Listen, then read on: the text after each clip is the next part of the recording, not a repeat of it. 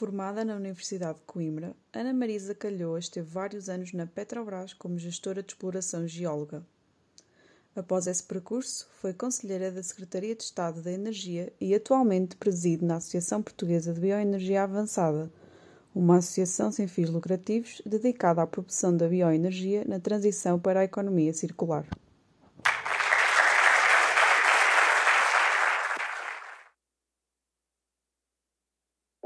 Olá, boa tarde a todos. Agradeço obviamente a vossa presença e também a organização, pelo que eu pude ver está a ser fantástica. Eu venho aqui falar-vos um pouco sobre a energia e sobre a transição energética e, no fundo, o grande problema que todos nós vamos ter que enfrentar pela frente. Sobre a transição energética, eu acho que são vocês, jovens, que vão ter um papel muito importante, porque a verdade é que vocês vão ter que equilibrar uma balança que está totalmente desequilibrada, como nós sabemos, e isso vai ser um papel muito importante. Agora, eu acho que somos todos nós, são vocês, sou eu, somos todos nós os responsáveis, e com isto com uma conotação positiva. Porquê? Porque nós somos os consumidores, somos nós que temos força e poder também para influenciar políticas, influenciar indústrias, a seguir aquele caminho que nós consideramos mais equilibrado. E com isto eu nesta apresentação vou-vos tentar falar um pouco das dificuldades e das oportunidades que existem na transição energética, nos vários setores. Eu vou focar no setor da transição energética nos transportes. E começo só, antes de ir apresentar essas oportunidades e dificuldades, eu começo por falar também da minha própria transição energética a nível profissional. É uma experiência que eu acho que acabou por ser uma transição natural, mas imposta pelas necessidades que todos nós temos, e isso implica e tem impactos também na vida profissional. Eu comecei como geóloga, tirei o curso, sou formada em geologia, tirei a especialização em geologia de petróleo, fui investigadora na Universidade de Coimbra, a seguir trabalhei na Petrobras, procurei petróleo. A verdade é que através da leitura das rochas, as rochas dão-nos informação essencial, importante, até para a transição energética, porque são elas que nos vão contar uma história e essa história dá-nos a informação, dá-nos materiais que serão essenciais agora para a transição energética que todos nós temos que fazer. Essa transição energética, depois disso, passei também pelos decisores políticos, ou seja, onde tive também a oportunidade de criar e implementar de alguma forma as políticas, quer nacionais, quer europeias, e por fim vim aqui parar a Associação de Bioenergia Avançada, e onde agora falamos sobre todas estas novas soluções que temos. Eu começo por vos mostrar uma imagem só para vos fazer ver que não adianta, ou seja, o que eu não quero é que aconteça o que este senhor está a fazer, o mesmo na transição energética, porque não adianta disfarçar, pintar de verde, não é natural, não é sustentável, não ajuda em nada e só vai fazer com que se estejam a utilizar recursos completamente dispensáveis. E é o que nós deveríamos também estar a fazer agora com a transição energética. Nós deveríamos estar a utilizar este exemplo, a não fazer, obviamente, e sim não desperdiçar recursos que são essenciais e ainda por cima temos pouco tempo para o fazer. Por isso eu vou-vos mostrar falar um pouco, aliás, sobre as tais oportunidades e dificuldades que temos pela frente. E eu acho que a melhor maneira de o fazer é dar-vos um pouco a dimensão do problema que todos nós temos em mãos. Esse problema começa neste quadrado preto. Por exemplo, nós podemos ver o que é o equivalente ao consumo de petróleo no mundo inteiro. Dados relativamente atuais. E agora vamos tentar ver o que é que acontece nos transportes. Nos transportes, este é como se fosse a dimensão de todo o petróleo que nós necessariamente vamos ter que substituir. Tentando agora visualizar o que é que já foi feito da parte do elétrico, o que é que o elétrico já conseguiu ajudar a descarbonizar, nós podemos ver que é apenas aquele ponto branco. Ainda falta muito, como é óbvio, é uma ajuda e com isto, atenção, eu vou-te dizer, todas as soluções energéticas são importantes, com os seus prós e com os seus contras, e o elétrico é essencial, mas precisa de mais.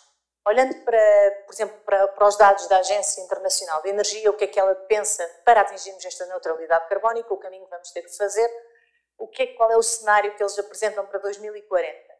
A verdade é que nós, com os dados desta Agência Internacional de Energia, nós, na verdade, só iríamos conseguir chegar a este quadrado verde. Como podem ver, ainda falta muito para conseguirmos descarbonizar os transportes na sua totalidade.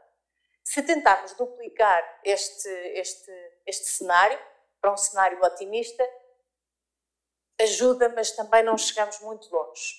E agora o que eu quero fazer é o paralelismo com a bioenergia. Se olharmos para a bioenergia, a verdade é que ela já conseguiu, de alguma forma, descarbonizar alguma parte também dos transportes, mas também não é suficiente. Não é uma solução que sozinha vá muito longe. E se olharmos agora e tentarmos ver quais são os vários cenários que temos, tentando aplicar os vários cenários que nós temos, nós conseguimos ver o cenário otimista e o cenário pessimista, e mesmo assim ainda falta, porque o nosso objetivo é substituir todos os combustíveis fósseis por soluções mais sustentáveis. E como é que isso vai acontecer? Vai acontecer com todas as soluções, algumas que já foram inventadas, algumas que já foram desenvolvidas, outras que ainda vão aparecer. São as tais novas soluções verdes, combustíveis verdes, synfuels, e-fuels. E a verdade é que isto acho que cria a dimensão de que eu gostava que vocês percebessem e estivessem conscientes do que é que nós precisamos. Nós precisamos de várias, nós precisamos de muitas soluções. E só com todas as soluções que temos, seja o elétrico, verde, sem esquecer que é essencial que seja verde também, o hidrogênio verde, os combustíveis verdes, a bioenergia, só com todas estas soluções em conjunto é que nós vamos conseguir realmente atingir a tal neutralidade carbónica em 2050 que tanto queremos e precisamos de alcançar. Isso é essencial para todos nós. Para vocês terem uma ideia, por exemplo, mesmo em Portugal, quando nós falamos em biocombustíveis, nós falamos que esses, na verdade, já ajudaram a reduzir cerca de 90% em Portugal das reduções de gases de efeito de estufa. Se olharmos, por exemplo, para a parte do elétrico, era o equivalente a 1%. E com isto eu não estou de todo a criticar o elétrico, muito pelo contrário, porque acho que ele é importante, ele tem um papel a desempenhar, como todas as outras soluções têm. Todas são essenciais, todas são importantes e nós vamos precisar delas todas. E mesmo aqui falando da energia, como é que eu acredito que seja possível chegar, olhando para a bioenergia, porque se vocês repararem, é aquela que nós conseguimos utilizar hoje, nós conseguimos que seja eficaz e rápida nessa transformação, enquanto todas as outras tecnologias precisam se desenvolver. Uma das maneiras que eu considero para chegarmos àquele cenário bastante otimista, dentro da bioenergia, é as tais misturas mais ricas. Só para terem também uma noção, quando nós falamos, todos nós já utilizamos biocombustíveis no carro, limitado a 7%, e aquilo que eu acredito é que com misturas mais ricas nós vamos conseguir chegar mais longe. Por exemplo, se nós utilizássemos um B30 em que 30% era de biocombustível, 70% seria de combustíveis fósseis, ou mesmo um B100 em transportes pesados, que já acontece, atenção, já há autocarros a andarem a B100, porquê é que não fazemos isso mais vezes? Porquê é que não tentamos fazer? Porquê é que impomos limites tão baixos quando podemos chegar mais longe nesta descarbonização? Isto para dizer que, então, todos têm um papel muito importante, essencial nesta transição energética. Agora, com isso, eu também gostava de sublinhar que nessa transição energética, mais importante, tão ou mais importante que esta sustentabilidade ambiental, é também a sustentabilidade económica. Nós não nos podemos esquecer que, para isto tudo acontecer, é preciso que seja acessível a todos. É preciso que cada um saiba e possa escolher. Se eu quisesse ser sustentável no meu meio de transporte, obviamente que a melhor maneira é nem precisar de nenhum tipo de combustível, ir de bicicleta, de trotinete, e acho muito bem utilizar serviços partilhados, essencialmente. Mas se eu precisar de usar o meu carro, eu gostava, independentemente da minha condição económica, da minha condição social, da minha localização geográfica, eu gostava de poder também fazer essa escolha.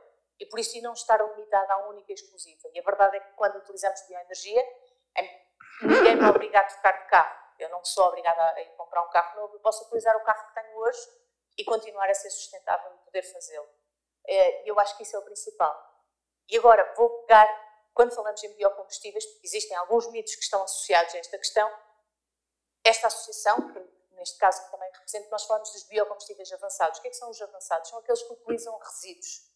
Ou seja, o impacto é gigante, porque para além de estarmos a promover a transição energética, nós estamos também a promover a economia circular. Porque nós estamos a valorizar algo que iria poluir, porque aqui, não é? E falo para mim própria, quem nunca colocou, por exemplo, azeite, óleo das batatas fritas, do que for, pelo ralo, pela pia abaixo. Acho que, na verdade, quase todos nós já o devemos ter feito. Espero que hoje em dia não, mas acredito que algumas pessoas ainda o façam. Mas a verdade é que se pensarmos que esse resíduo que vai poluir hectares, que vai poluir o ambiente, vai poluir os mares, é possível utilizá-lo e conseguir valorizá-lo enquanto energia, isso é um avanço fantástico. E ao mesmo tempo que estamos a utilizar no carro, estamos também a equilibrar esta questão da economia circular. Mas isso também não é novo e nós podemos ver, por exemplo, neste pequeno filme, só para vocês...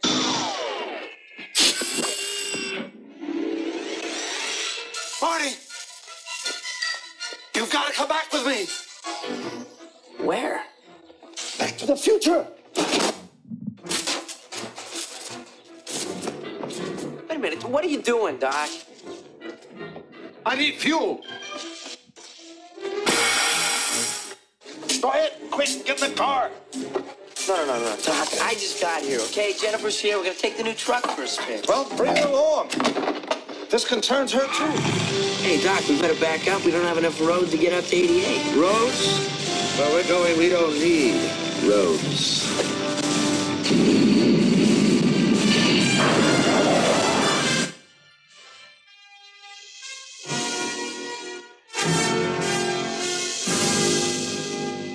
Provavelmente ninguém se lembra deste filme, ou poucos se irão lembrar, infelizmente, mas a verdade é que isto foi feito em 1985, que é o filme O Regresso ao Futuro, e já pelo menos alguém, a direção de Hollywood, já imaginava que pôr lixo diretamente no carro poderia levá-los para o futuro. Tenho pena porque eu, quando era criança, sonhava com aqueles que eles tinham, no filme aparecem uns skates voadores que andavam. Essa era a parte que eu sonhava, mas a verdade é que todos nós já fazemos isto deste filme, quando supostamente era algo que não era real. E a verdade é que é real porque todos nós já há muito tempo que utilizamos este lixo no nosso carro.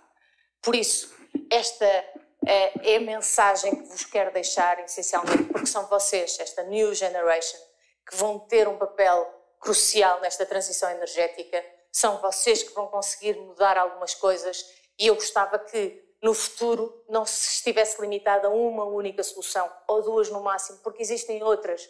Não são tão faladas, provavelmente não sei, porque não têm tanta força, mas a verdade é que são elas que estão a descarbonizar atualmente os transportes.